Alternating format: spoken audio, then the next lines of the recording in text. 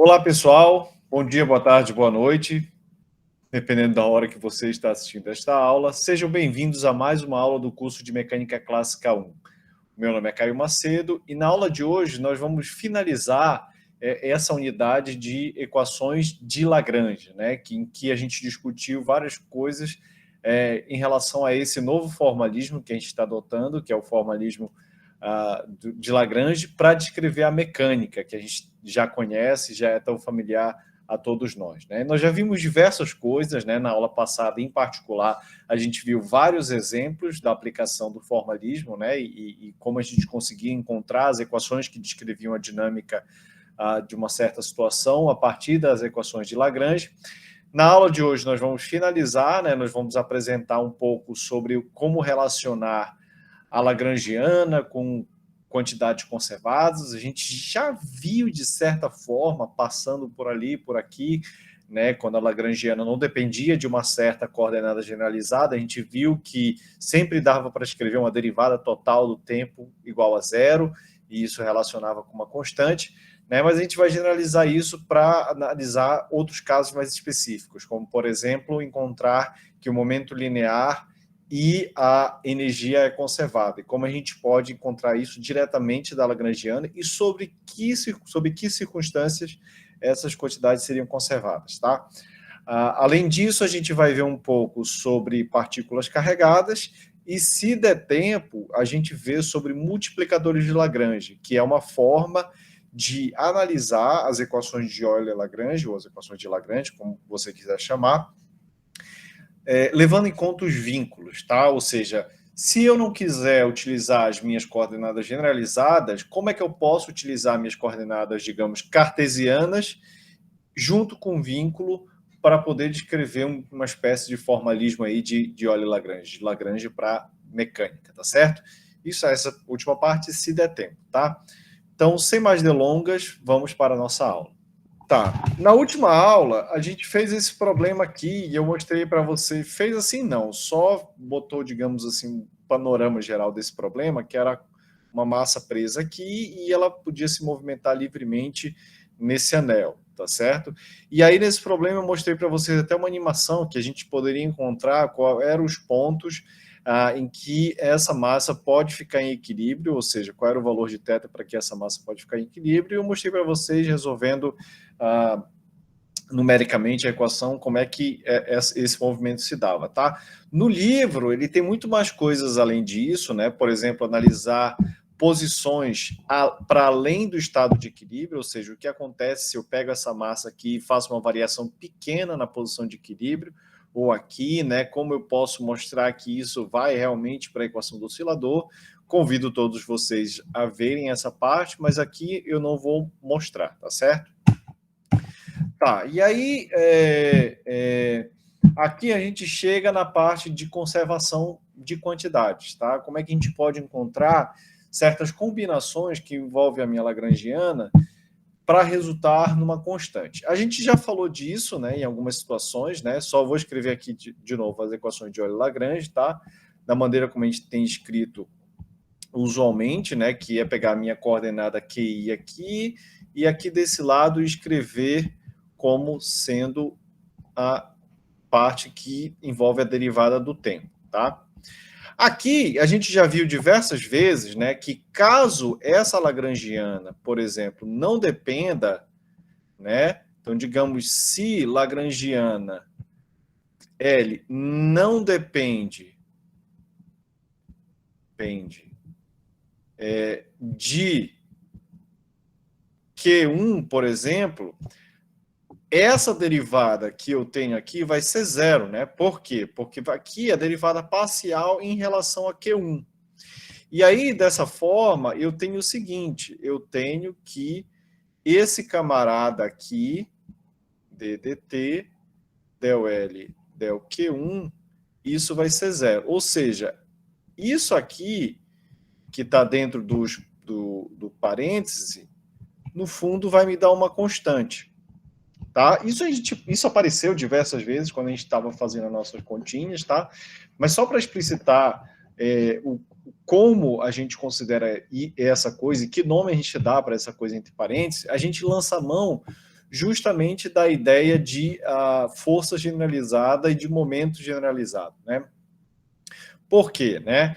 A gente chama também de momento canônico, tá? Por quê? Porque aqui, como vocês podem ver, a gente sempre tenta expressar a ideia da equação de Euler-Lagrange, né? A gente sempre tem tentado ver com um paralelo com a mecânica newtoniana.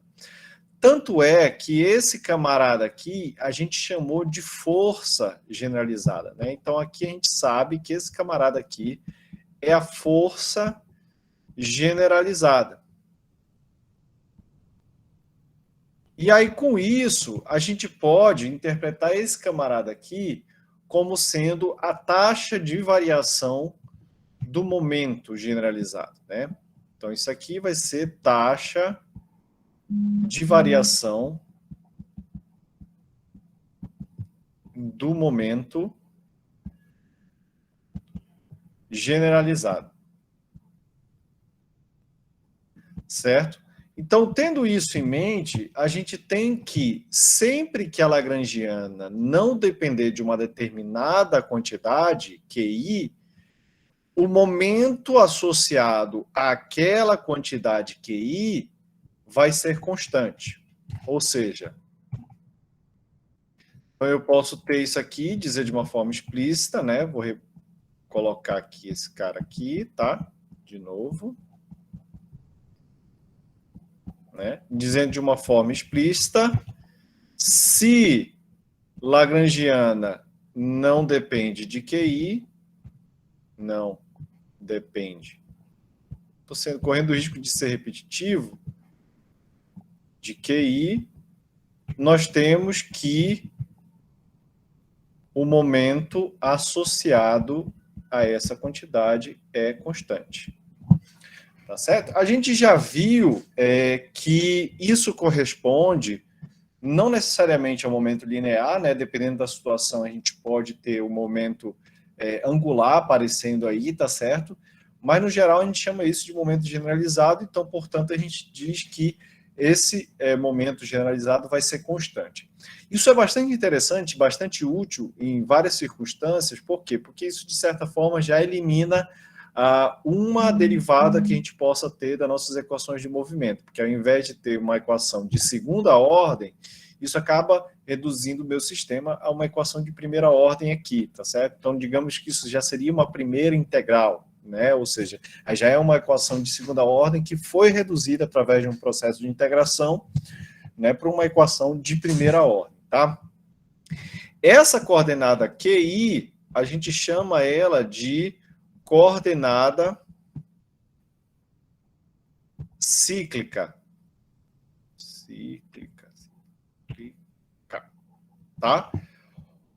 Ou coordenada ignorável. Por quê? Porque a nossa lagrangiana não depende explicitamente dela. Então, ela tem essa característica aí de não depender. Né? Quando isso acontece, a gente diz, né, que o L é invariante quando QI varia. Né? Então, não depende de QI, conforme varia o QI, L permanece um invariante por variações de QI. Tá? Essa é uma outra maneira de dizer que L não depende de QI.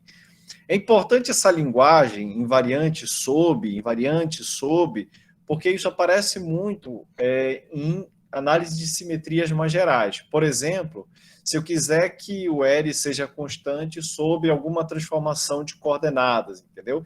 Isso permanece, essa linguagem permanece, e por isso que é importante que a gente continue se familiarizando com ela, tá? Mas, no fundo, é a mesma coisa. Eu dizer que L é invariante sobre variações de QI significa dizer que L não depende de QI nesse caso, tá? Ok, né? E aí, como eu falei para vocês, a ideia de L ser invariante a alguma coisa implica numa quantidade conservada, que nesse caso é o nosso momento generalizado, né? Essa ideia é que está por trás da ideia do teorema de Noether, tá? Analisar quantidades ou transformações que mantêm a lagrangiana constante corresponde a eu ter associada a essas transformações uma quantidade conservada. Por vezes, a quantidade conservada é tão simples quanto essa daqui.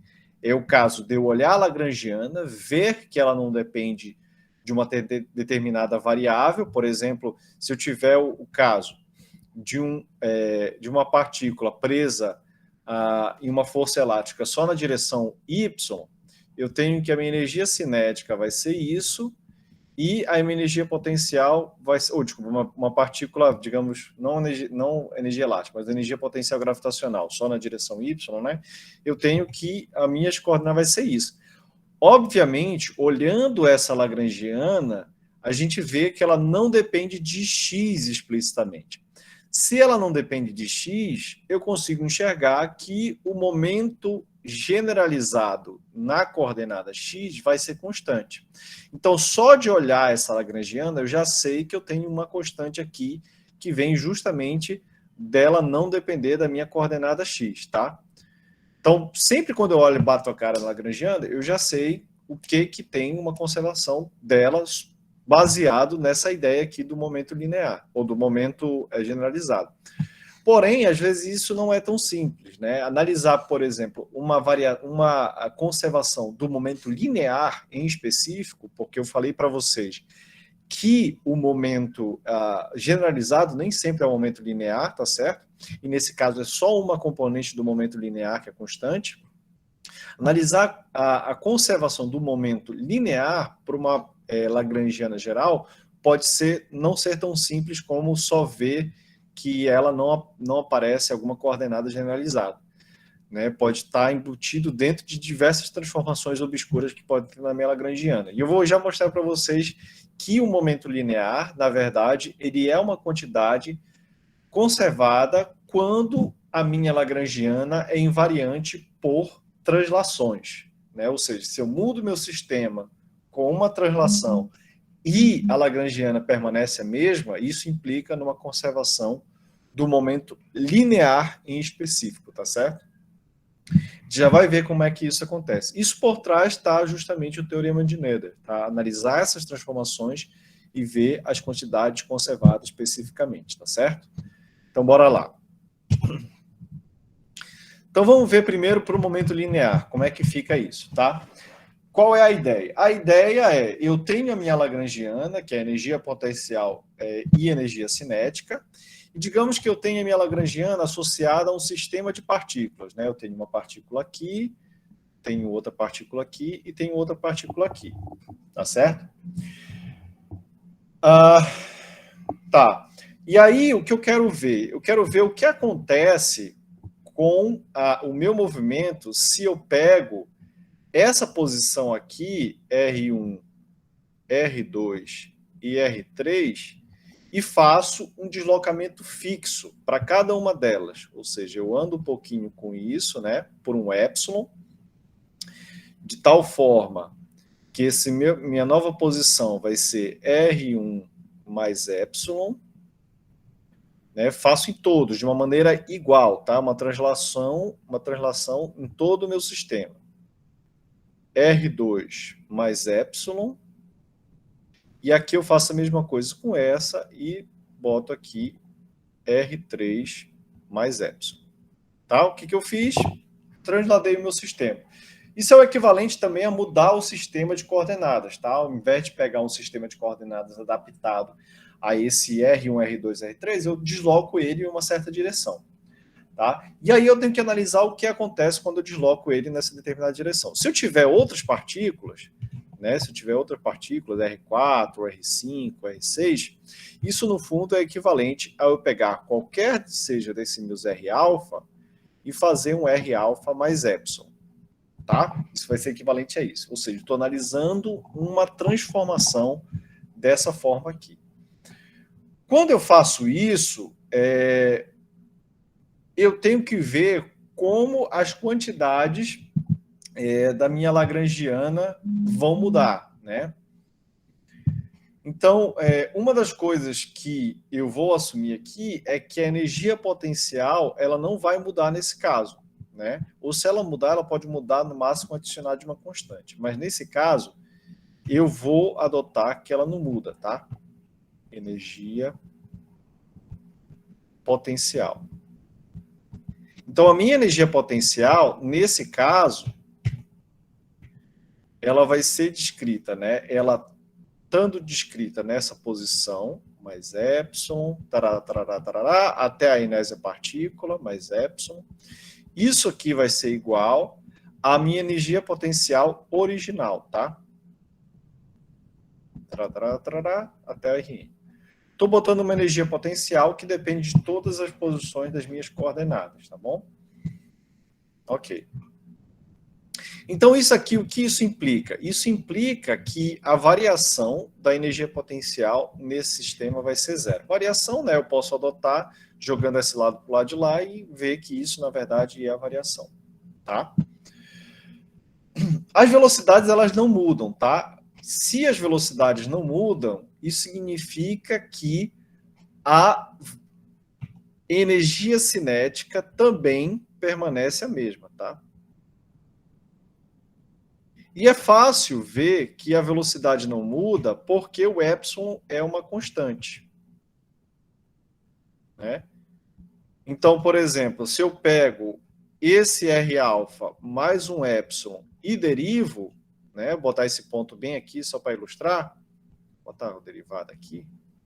Essa derivada vai bater tanto no R quanto nesse camarada aqui, e isso aqui no final vai ser apenas dr alfa por dt, certo? E isso aqui implica, como as massas também não vão mudar por translação, isso implica que a variação da energia cinética também vai ser zero. Tá? Então, eu tenho energia potencial variação sendo zero e energia cinética variação sendo zero. Então, portanto, isso me traz que a minha lagrangiana não muda também. Ou seja, a variação da minha lagrangiana vai ser zero. Então, se eu mudar o meu sistema por uma translação, que é o que caracteriza essa transformação, nesse caso daqui, quando a minha energia potencial não muda, e a energia cinética não muda mesmo, eu tenho que a variação da lagrangiana é zero, né? Lembrem-se que em um sistema, né, conservativo assim, isso sempre vai ser verdade, tá? Minha lagrangiana vai ser, variação vai ser zero, tá? Quando tem um sistema fechado, tá? Ok. Certo. Que conclusões a gente pode tirar daqui? O que a variação da lagrangiana ser zero implica para a gente? Como a lagrangiana é uma quantidade que depende tanto de R alfa quanto do R ponto, eu posso tentar descrever o que significa ter uma variação da minha lagrangiana. De que forma? Se eu analiso dessa forma aqui, adicionando esse meu vetor epsilon, que é o deslocamento, eu posso expandir isso daqui em termos de epsilon pequeno, tá certo? Se eu faço essa expansão, eu tenho que isso aqui vai me dar a lagrangiana considerando R alfa e R ponto alfa. R ponto não muda porque epsilon é constante, mas o epsilon escalar gradiente da lagrangiana, e é isso, tá certo? Como meu epsilon é pequeno, e eu tenho termos de ordem superior aqui que eu não vou escrever, tá bom? Então eu vou apagar essa parte daqui. Certo? Ok. Agora, para analisar mais especificamente, eu posso olhar só para o caso na direção X, tá? Eu vou olhar só para o caso aqui na direção X. Então, digamos que eu tenho um acréscimo lá na direção X. Para a direção X, eu vou ter que o meu epsilon vai ser o mesmo, tá certo? A única coisa que vai mudar vai ser um x alfa daqui, e esse epsilon vai ser um epsilon, tá certo? Aqui vai ficar um x ponto. Aqui continua sendo R, tá? Pode ser o R ponto, não faz diferença. Então, aqui vai ser a mesma coisa, só que aqui vai ser o L de x alfa. Esse x alfa pode ser alfa 1, 2, 3, assim. assim por diante, né? Porque depende de cada partícula que eu estou tomando, certo? Vou botar só escrever só o x. E aqui nessa parte aqui, esse gradiente aqui vai se tornar essencialmente um epsilon derivada em relação a x alfa de L. Só que não é só x alfa, porque aqui vai ser sobre todos os alfas. Então, no fundo, vai ter um somatório, vai ficar x1, vai ficar derivada em relação a x2, mais o epsilon aqui, tá? Porque eu tenho que considerar todas as variações para cada um valor do meu x alfa, né? Então, vai ser alfa 1, 2, 3 e assim por diante. Mais assim por diante até o meu alfa n. X alfa n. Tá certo? E isso aqui vai ser zero. Bom, se eu jogo esse cara para o lado de lá, isso aqui no fundo descreve o meu ΔL, né? Meu ΔL. E o meu ΔL vai ser epsilon, né, o L del x alfa, del x1, mais tarará, tarará, até o epsilon del L del xn. Isso aqui, bom, isso aqui não é igual a zero. Só é igual a zero depois que eu jogo para o lado de lá. Porque aqui eu tenho a variação e, como a gente viu, essa variação tem que ser zero. Tá? Isso aqui, posso escrever de uma forma mais compacta, tá? Colocando um somatório. Então, esse cara daqui, eu posso representar como sendo um epsilon, um somatório em alfa, del L, del x alfa. E isso aqui vai ter que ser zero, tá? Isso aqui vai ter que ser zero, porque é esse lado aqui com esse daqui. Tá? Vocês estão vendo já o que vai aparecer aqui, ó. Olha aqui. Já está aparecendo uma primeira parte aqui das equações de Euler, né? Ou de Lagrange, né? Isso aqui agora, como isso é dado uma lagrangiana, eu posso substituir, né, utilizando as equações de Euler-Lagrange, por uma espécie de derivada temporal. Então, eu tenho o seguinte.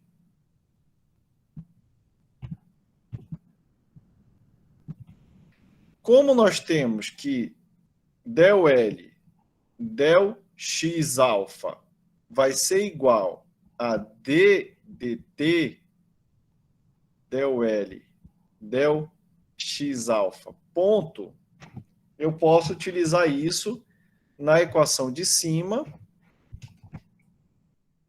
para obter o seguinte, né? Para obter que epsilon vezes o somatório em alfa, substituo esse cara aqui por esse daqui, aí eu vou ter ddt del L del x alfa, isso aqui ponto, né? Isso aqui igual a zero. Né? Esse cara daqui, como eu estou tratando de coordenadas cartesianas, eu sei que esse camarada daqui vai ser o momento linear na direção x, tá? Total já, porque eu estou somando sobre todas as partículas. Então, eu vou colocar isso aqui como sendo P alfa, Px. Deixa eu ver como o livro coloca. Vou botar aqui. P da alfaésima partícula na direção x. Momento da alfaésima partícula na direção x, tá? E como isso aqui é uma derivada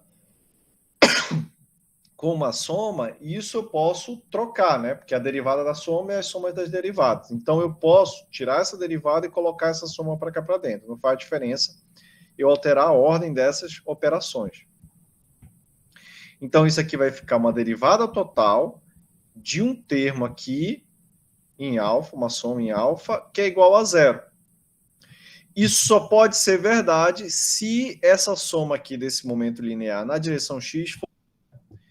Então, aqui já nos leva à conclusão que a soma dos momentos lineares de todas as partículas na direção x vai ter que ser zero. Ou vai ser uma constante, desculpa, constante. Porque a derivada ser zero indica que o que está dentro da derivada é uma constante. Então, desse resultado, a gente diz que o momento linear desse sistema de partículas é conservado na direção x. Eu posso repetir essa mesma análise agora considerando o Y-alfa, depois o Z-alfa. E quando eu faço isso, a gente vai encontrar não só que o momento na direção X é conservado, como na direção Y também vai ser conservado, e na direção Z também vai ser conservado. E isso implica, portanto, que o vetor momento linear vai ser conservado total, tá? Porque eu estou somando sobre todas as partículas. Uma coisa muito interessante que vem desse resultado. A única coisa que a gente colocou, né, aqui nesse sistema é que ele não mudava quando eu fazia uma translação, uma transformação associada à translação. Eu não assumi que a lagrangiana não dependia de nenhuma coordenada, de fato ela depende de toda, ela pode depender de todas as coordenadas, como vocês podem ver aqui, né? Ela pode depender explicitamente de todas, porém, a lagrangiana deve ser invariante por translação aqui, que é essa transformação que eu coloquei aqui no começo. Tá? A invariância por translação automaticamente implica em uma conservação do momento linear. Sempre que eu tiver uma lagrangiana que não mude se eu faço uma mudança de coordenadas desse tipo aqui, isso significa que o momento linear total do meu sistema será conservado. Tá certo? Esse é um resultado bastante curioso e que,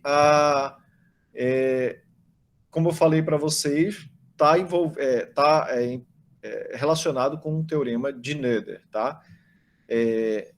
Outra coisa curiosa é que eu posso fazer um outro tipo de transformação. Por exemplo, digamos que ao invés de uma translação, uma transformação de translação, eu considero uma transformação de rotação. Isso lembre bem de álgebra linear, porque a gente vê esse tipo de transformação também, lá em álgebra linear. Tá? Se eu considero uma transformação de rotação e a minha lagrangiana permanece a mesma, adivinhe qual a quantidade que vai ser conservada. Vocês podem tentar fazer. O resultado vai ser que, se a lagrangiana permanece a mesma por uma transformação de rotação, isso nos traz uma conservação do momento angular. Tá certo? Meio parecido com o que a gente tem no momento linear, só que agora por rotação. E agora, energia. Que tipo de transformação eu posso fazer para que me leve à conservação da energia? Ou seja, para que dado sistema descrito por uma determinada lagrangiana, a energia vai ser conservada. A energia, ela é uma coisa mais complicadinha, tá? E para deduzir essa parte, a gente vai assumir que a nossa lagrangiana, ela depende do nosso QI, como usual, do QI ponto e também do tempo. Por enquanto a gente vai colocar essa dependência do T e depois a gente vai tirar para ver o que significa eu ter uma dependência temporal aqui, tá certo? Ok. Pensando que a gente quer uma quantidade que é conservada, a gente quer, no fundo, uma quantidade em que a derivada da lagrangiana em relação ao tempo seja zero. Então, eu vou tomar a derivada em relação ao tempo da lagrangiana e vou ver no que dá. Só que percebe, quando eu considero uma derivada em relação ao tempo, eu tenho que todas as coordenadas aqui generalizadas, elas também vão ser funções do tempo. Então, elas não são independentes do tempo. Justamente é isso que eu procuro na solução do meu sistema. É uma coordenada que dependa do tempo. É uma função que descreva a dinâmica da minha situação. Tá? Como ela depende do tempo, eu tenho que considerar que essa variação vai ser descrita por variações dentro das minhas funções aqui de dentro. Tá certo? Isso é feito como? Considerando derivadas parciais. Então, essa variação aqui, essa variação da lagrangiana no tempo, ela vai me dar, primeiro, aqui, vou botar esse somatório aqui, vocês já vão entender. Uma variação parcial da Lagrangiana em relação a minhas coordenadas, e aqui vai ficar uma derivada em relação ao tempo, em relação ao QI. No fundo, isso é uma regra da cadeia, tá? Quando eu bato aqui dentro, eu tenho que considerar a variação da Lagrangiana na direção das minhas coordenadas generalizadas, porém, como essas coordenadas generalizadas variam no tempo. Tá? Isso é uma regra da cadeia. Só escrever mais bonitinho. E aí, como essa Lagrangiana depende de diversos QI, eu tenho que considerar para todos os I envolvidos. Por isso que tem esse somatório.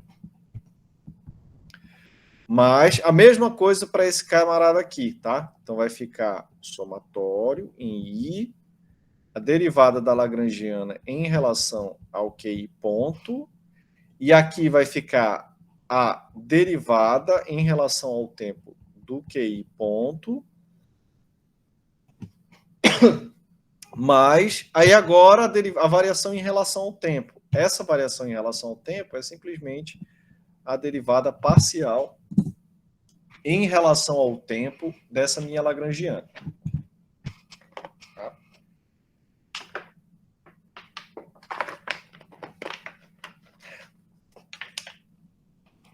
Certo, agora a gente já pode usar algumas coisas, né? A gente já pode usar algumas coisas aqui. Primeira coisa que a gente pode usar é esse camarada aqui. Dado que o meu sistema obedece às equações de Euler-Lagrange, eu posso utilizar as equações de Euler-Lagrange. Vou escrever aqui em cima para a gente não esquecer.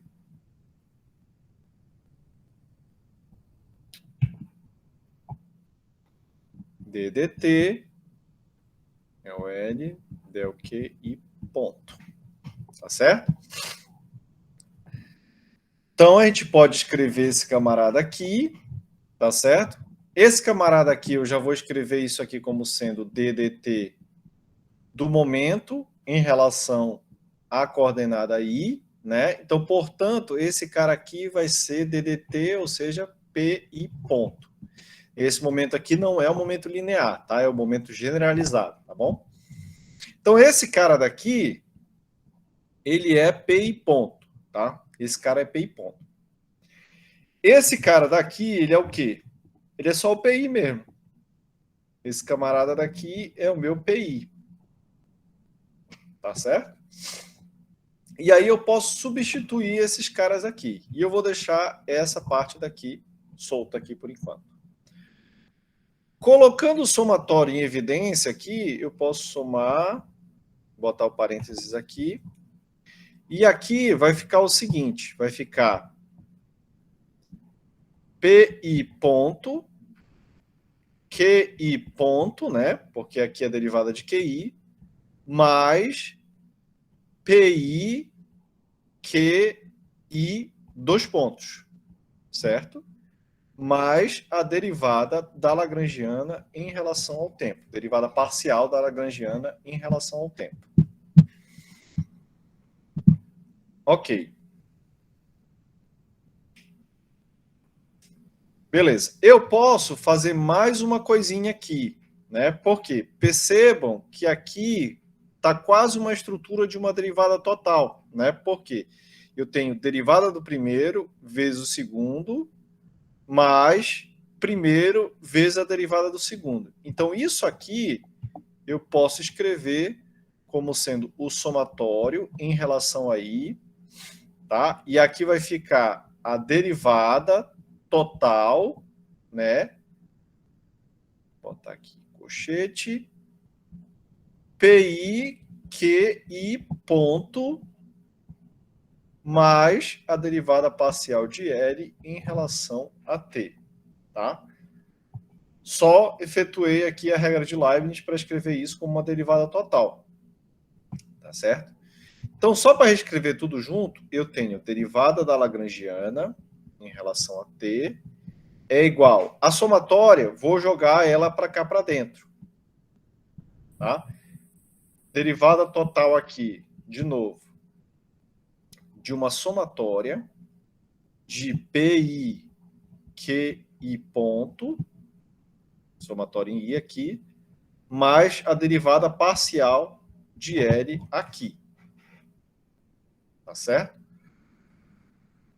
Ok. Agora eu posso definir uma outra coisa. Tá? Eu posso definir uma outra coisa. Eu vou definir, né, uma quantidade, porque aqui desse lado, se eu jogar esse cara para lá, eu já posso escrever uma coisa que é uma derivada total, combinando duas coisas, igual a derivada parcial da Lagrangiana. Eu vou escrever da seguinte forma, tá? Eu vou descrever isso aqui como a derivada total. Aí o que eu tinha? Eu tinha uma somatória em I da quantidade PI e QI ponto, né? Então eu tenho PI, QI ponto, menos a minha Lagrangiana, e isso aqui vai ser igual a menos del L del T. Eu recombinei os termos, né? De que forma? Leio como quiserem, né? Ou eu jogo esse termo para cá e esse cara vai para o lado de lá, com um sinal negativo, né? Por isso que ficou menos esse camarada, né? Estou invertendo as equações, aos lados das equações depois. Ou eu combinei, né? Eu joguei esse cara para o lado de lá e multipliquei todas as equações por menos 1. Tá? O importante é só ficar com essa combinação. Essa quantidade aqui é o que a gente chama de hamiltoniana.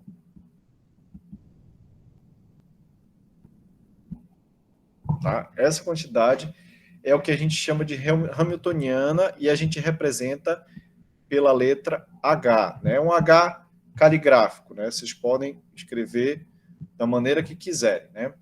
Então, isso aqui me diz o seguinte, que a derivada total da hamiltoniana é igual a menos a derivada parcial da lagrangiana em relação ao tempo. E agora a gente está pronto para falar a respeito de conservação, né? Por quê? Porque se eu tenho um sistema cuja lagrangiana não depende explicitamente do tempo, a minha hamiltoniana, que é dado por esse camarada aqui, vai ser uma quantidade conservada, tá? Então, se L não depende explicitamente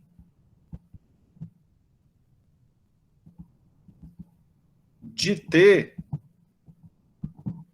nós temos que a hamiltoniana, que é igual à somatória em I de PI, QI ponto menos L, é igual a uma constante de movimento. Tá, eu falei para vocês que eu ia tentar descrever algum aspecto relacionado à energia, né? Então, o que está faltando? Está faltando eu tentar mostrar que essa hamiltoniana, de fato, pode estar associada à energia do meu sistema, tá? A hamiltoniana ela é muito importante na descrição de sistemas físicos, de novo, desde da ideia de mecânica de partículas, né? De fato, tem toda uma mecânica voltada para olhar só para a hamiltoniana, que chama mecânica hamiltoniana, né? Para contrastar aqui com a mecânica lagrangiana. E essas duas estão relacionadas justamente por essas transformações aqui que eu estou colocando, tá? Que é associada a essas transformações do momento generalizado com as minhas coordenadas canônicas e a lagrangiana. Essa transformação me leva à hamiltoniana. Isso aparece muito, esse tipo de transformação, em mecânica estatística, tá? Talvez se vocês forem ver ainda, ou talvez já viram, física estatística, vocês vão ver que essas transformações aparecem. Dependendo de quem for dar para vocês, talvez vocês não consigam ver no curso de vocês aqui. Tá? Ok, certo. Então, eu vou mostrar agora que essa hamiltoniana está associada à energia, por energia, eu digo energia cinética mais energia potencial, para o caso específico em que eu tenho uma relação direta entre as coordenadas generalizadas e as coordenadas cartesianas usuais. Ou seja, digamos que essas relações sejam independentes do tempo. Essa aqui, que é igual a R alfa. E a gente viu que a gente pode sempre fazer uma relação dessa aqui, certo? Para sistemas que a gente chamou de holonômicos, né? Quando essa relação não dependia do tempo, a gente chamou de um sistema holonômico, tá? E a ideia é mostrar que, se isso é válido, a nossa Hamiltoniana pode ser escrita como energia cinética mais energia potencial. E aí, isso faz mais sentido aqui para a gente, né? Ou seja, se eu tenho um sistema cuja lagrangiana não depende explicitamente do tempo, a Hamiltoniana, que é a minha energia total, vai ser conservada, tá? Bora lá ver se a gente consegue fazer isso aqui. Bom? Então, nesse caso, o que a gente tem, né? Se eu tenho algo deste tipo e eu considero, por exemplo, o meu R ponto de alfa, esse R ponto é uma derivada temporal, né? Só que a R alfa é função dos meus Qs, então eu posso de novo considerar uma regra da cadeia aqui, né? Então o meu R ponto, ele vai ser aqui dado pela somatória de I igual a 1 até o meu N, né, que é a função aqui das minhas coordenadas generalizadas, de R alfa em relação a Q I, e eu tenho meu QI ponto aqui, tá? Por que eu estou construindo R ponto? Para construir a velocidade ao quadrado, né? Então, eu tenho, portanto, que R ponto alfa ao quadrado, que vai ser uma parte da minha energia cinética, isso aqui vai ser igual a somatória, vai ser dois termos desse, tá? Só que, para não confundir a somatória, eu tenho que considerar uma somatória em I e uma somatória em J. Então, vou botar uma somatória em I, vou omitir o índice aqui, né? De 1 até N, que você já sabe que esse somatório vai combinar todos os índices de 1 até N, tá? Então, aqui vai ficar o R alfa, del QI, Q ponto I, e aqui eu tenho um segundo, né, que é um produto escalar, que vai ser do segundo R vetor ponto que vai aparecer aqui. Então, aqui vai ser um somatório em J agora, porque eu tenho que diferenciar esse do outro. Aí aqui vai ficar R alfa, QJ, Q ponto J. Tá? O índice, né, ele na verdade não aparece na equação, porque ele está somado. Isso aqui é uma soma que vai considerar as derivadas parciais em relação a Q1, 2, 3, 4, e aqui em relação ao Q.1, 2, 3, 4. Né? Mas esse aqui, no fundo, isso aqui, essa expressão aqui é a mesma dessa daqui, tá? A única coisa que mudou foi como eu nomeei um índice para não confundir os dois somatórios. Aí agora, para eu escrever a energia cinética, basta eu considerar meio de mr ponto ao quadrado. Então, meu T vai ser meio de m alfa, somatório em alfa, né? Porque eu tenho que somar a energia cinética sobre todas as partículas. M alfa R ponto alfa ao quadrado. E aí, isso aqui, eu vou combinar essas duas aqui, né? Então, eu vou já escrever aqui, combinando e botando o somatório em evidência, tá bom? Então, eu tenho um somatório em alfa. O meio é o mesmo para todos, né? Então, posso botar aqui atrás, meio. Aqui eu vou ter M alfa. E aqui eu vou ter somatório em I e J, tá? Aqui é um somatório duplo que eu estou nomeando. Deixa eu botar aqui. Somatório em I, somatório em J. E aí eu tenho os termos aqui, né? O QI e o QJ eu vou botar lá na frente, tá? Aqui dentro eu vou botar só o produto escalar desse cara com esse cara aqui, porque essa parte aqui que é vetor, né? O QI e o QJ são escalares. Então eu vou botar aqui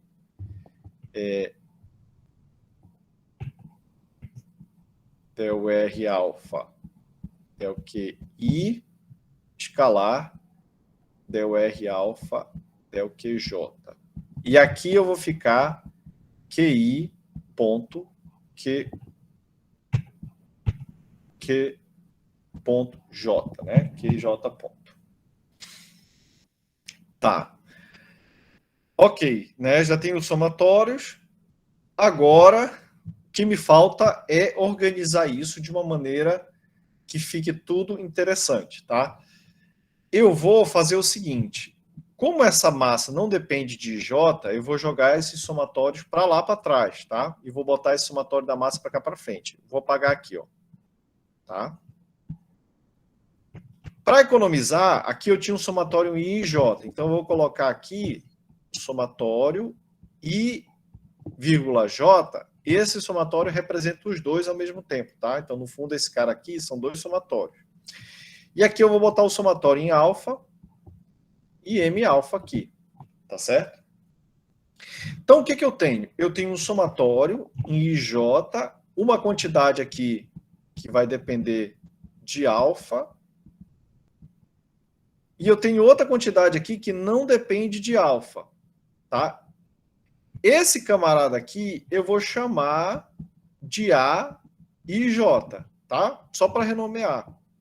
Então, eu tenho que energia cinética vai ser meio de A e J.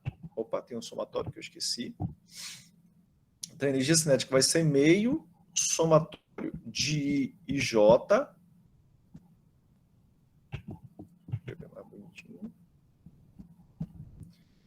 De A e J, né, que é esse termo todo que está dentro aqui desse círculo vermelho. E aí depois eu tenho QI ponto, QJ ponto. Tá? Então isso é minha energia cinética por enquanto. Vou guardar ela. Tá? Vou guardar ela.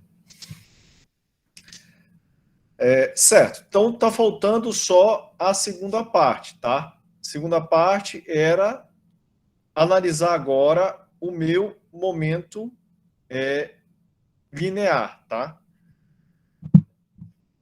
Por quê? Eu tenho que analisar agora isso daqui e ver como isso daqui está relacionado com essa minha energia cinética aqui. Tá? Ok. Deixa eu pensar aqui. Tá. Ops.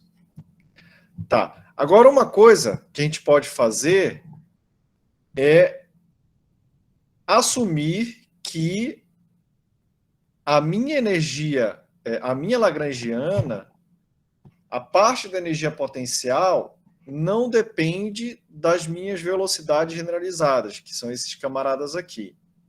Tá bom?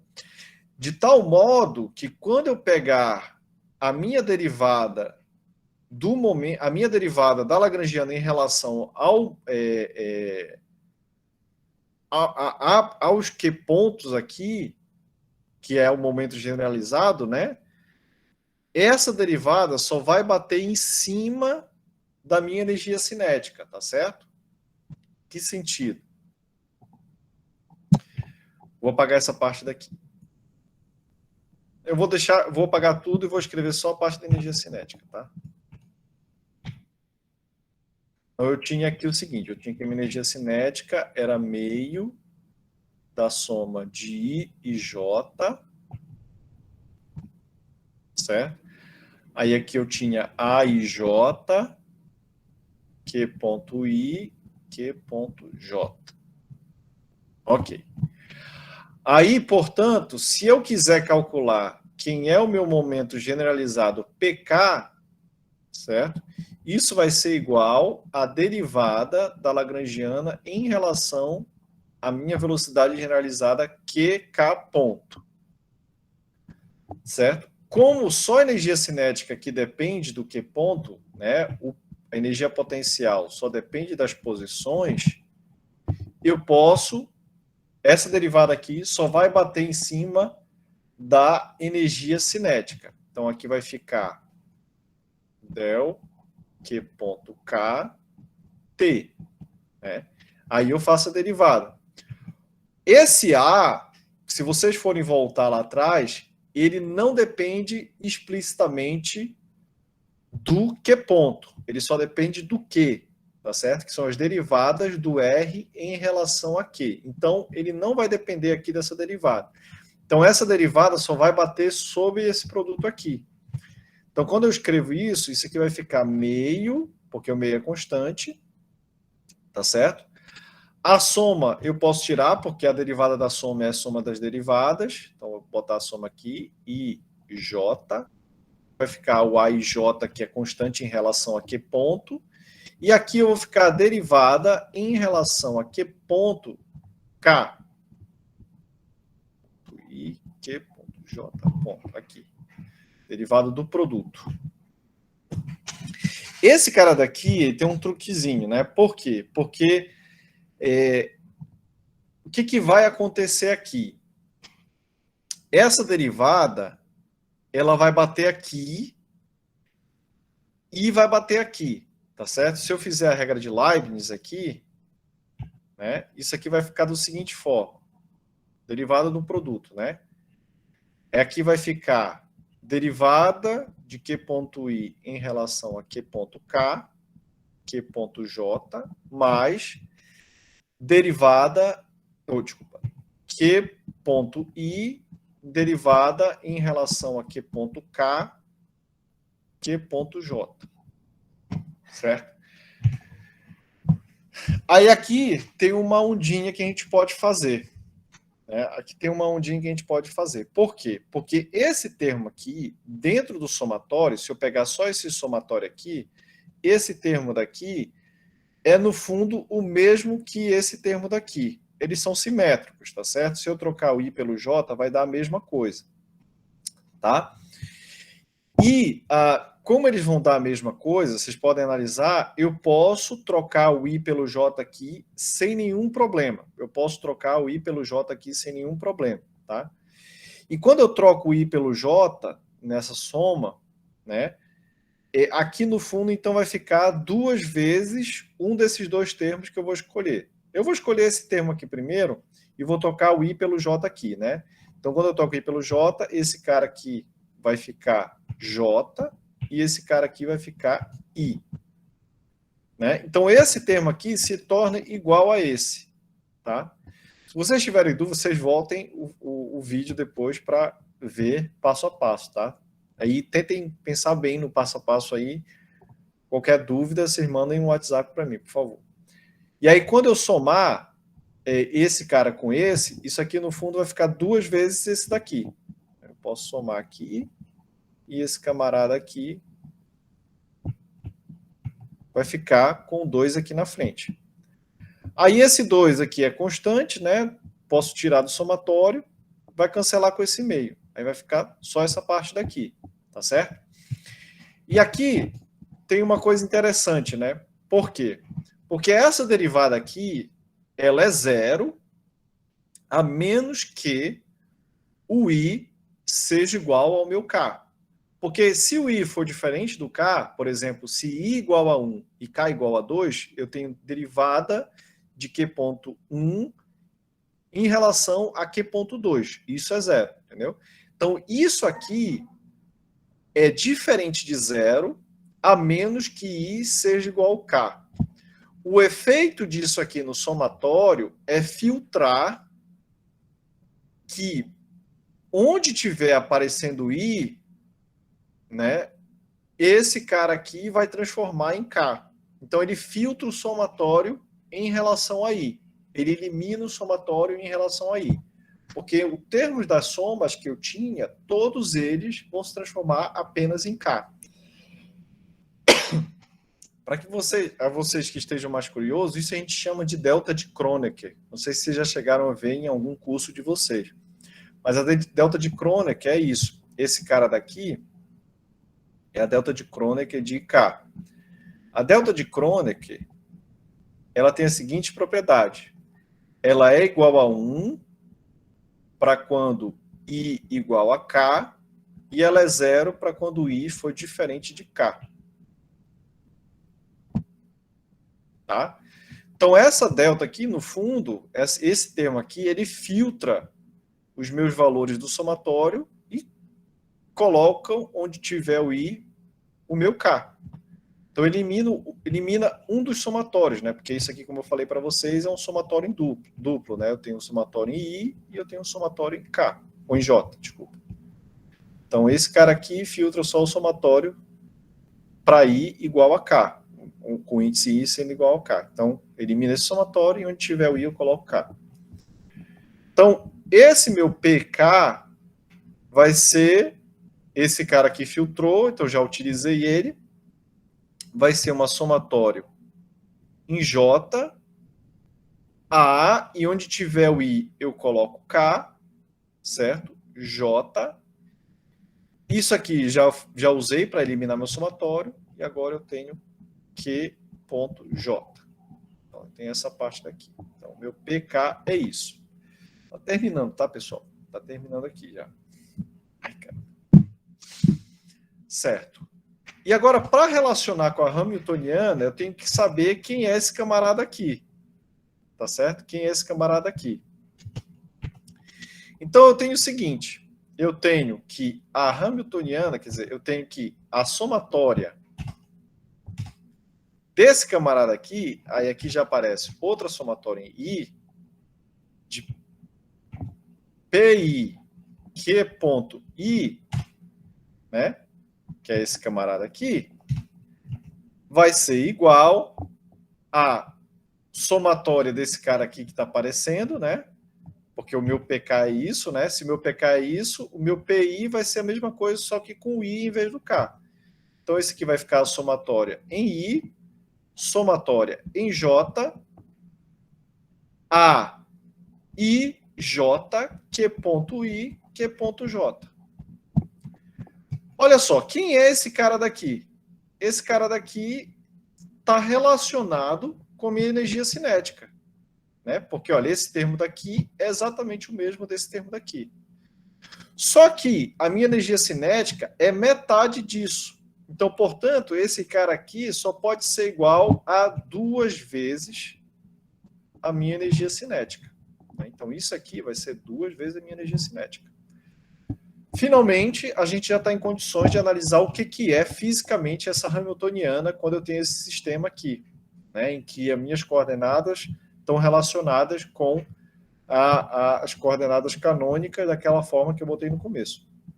A Hamiltoniana é igual, né, escrevendo aqui, a somatória em I de PI Q.I menos a lagrangiana.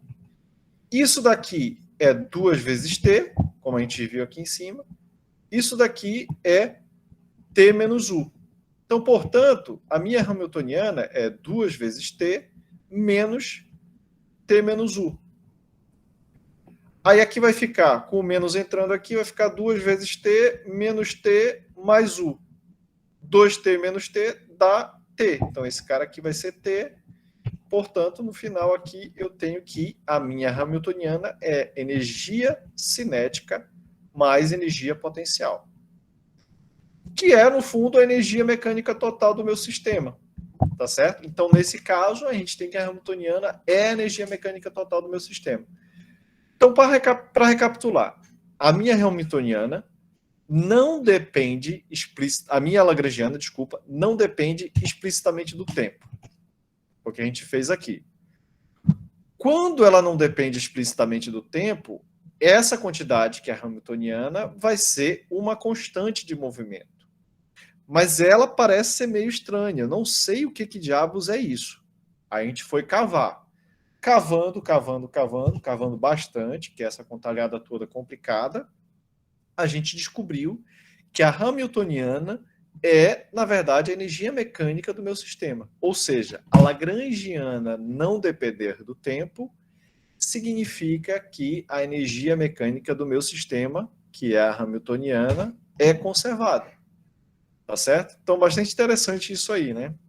A gente construiu essa função, viu que ela depende do tempo, que ela não dependia do tempo e que, na verdade, ela é a energia mecânica total do meu sistema. Então, eu vou deixar a parte de forças magnéticas e a forças multiplicadores de Lagrange para a próxima aula, porque eu acho que já está bastante cansativo tudo isso que a gente já viu hoje, né? Muita coisa assim para ver numa aula só. E a gente já levou nas duas aulas passadas, já ficaram bastante longas, então para não sobrecarregar vocês, eu vou deixar essas duas partes que estão faltando para a nossa próxima aula, tá certo? Então, por hoje é só, pessoal, e um abraço a todos, até a quinta-feira.